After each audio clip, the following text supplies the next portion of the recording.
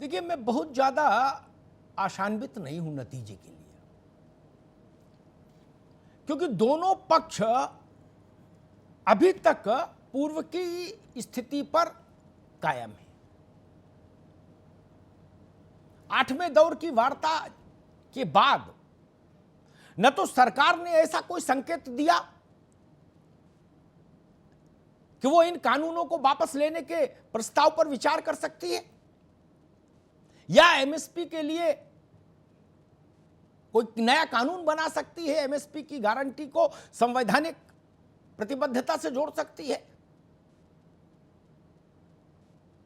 और ना किसान मुझे कहीं राई रत्ती ऐसा प्रतीत हुआ कि किसान सोच रहे हो कि चलो ये नहीं, चलो यही सही ना, ऐसा भी नहीं है।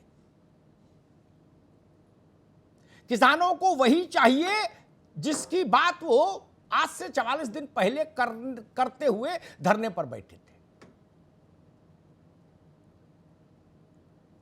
कल सरकार की ओर से बयान आए, केंद्रीय कृषि मंत्री की ओर से, कि देश का अधिकांश किसान इन तीनों कानूनों से सहमत है और जो आंदोलन कर रहे हैं उनको इन कानूनों के समर्थक किसानों की भावनाओं को समझना चाहिए। सरकार के इस बयान के बाद स्पष्ट हो गया कि कल की वार्ता में चाय अच्छी हो सकती है, नाश्ता अच्छा हो सकता है, लंगर अच्छा हो सकता है, लेकिन समाधान तो नहीं आता ना। मैंने दुनिया में आज तक कोई ऐसी पंचायत नहीं देखी जिसमें दोनों पक्ष अपने अपने पाले में अडिग खड़े हो और समाधान निकल आए। आज दिल्ली और इसके आसपास के इलाकों में जो दृश्य देखा गया, ट्रैक्टर मार्च, वो ट्रेलर है, किसान कह रहे हैं। 26 जनवरी जब आएगी तब तक 2 महीने से ज्यादा हो चुके होंगे इस आंदोलन को। मैं आज बहस इसलिए लेके आया वार्ता से एक दिन पहले, सरकार को ऐसी किसी स्थिति के निर्माण में अपनी भूमिका नहीं अदा करनी चाहिए जिससे पता लगे कि 26 जनवरी को देश और दुनिया में एक विचित्र चित्र उपस्थित हो गया। अब नहीं जागेंगे तो कब जागेंगे? क्या हम ये चाहते हैं 26 जनवरी को ये स्थिति बने? मैंने पहले भी इसी मंच पर कहा था, 26 जनवरी में अस्त व्यस्तता हो वो भी अच्छा नहीं, और इस देश के किसान को दिल्ली में जाने से और झंडा फहराने से रोकने में बल प्रयोग हो पुलिस का, वो भी दुखद होगा। एक ही समाधान है, 26 जनवरी से पहले इस विवाद का समापन होना चाहिए। सब अड़े हैं अपनी अपनी जगह, ऐसे चलेगा? लोकतंत्र अड़ने का नाम है क्या? अटल जी कहा करते थे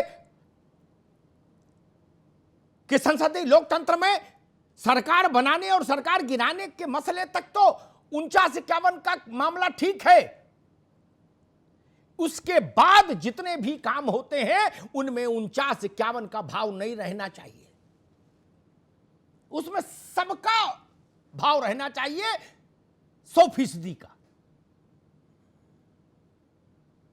51 का मतलब ये नहीं,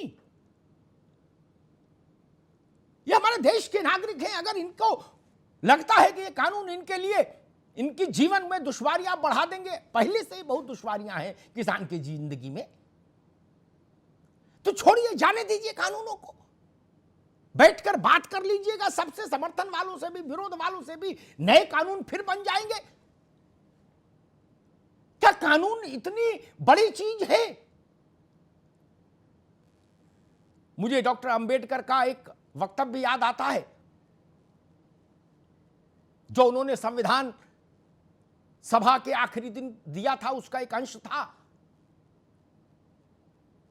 उन्होंने तो यहां तक कह दिया था, ये तो एक छोटे से कानून है, उन्होंने यहां तक कह दिया था कि भारत का संविधान दुनिया के बेहतरीन संविधानों में से एक है, लेकिन मेरे लिए तब तक ये कागज का टुकड़ा भर रहेगा जब तक इस संविधान को के पालनकर्ता लोग, इसको पालन करने वाले लोग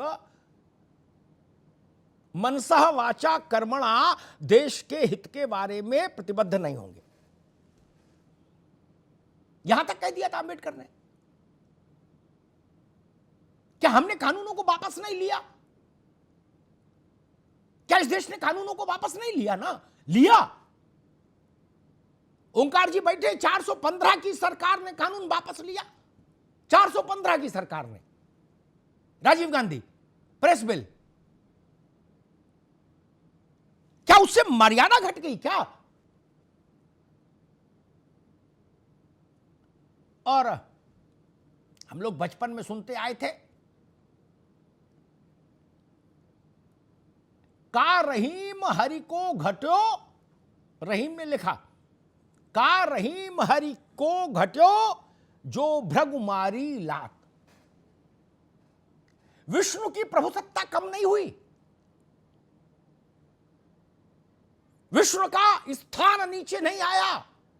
विष्णु विष्णु है। का रहीम हरि को घटो जो भृगुमारी लात।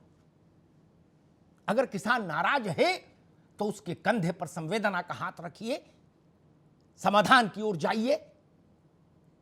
गणतंत्र दिवस बड़ा पर्व है,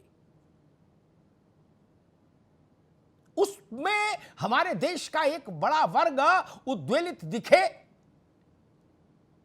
यह भारत माता के लिए कष्ट की बात हो जाएगी।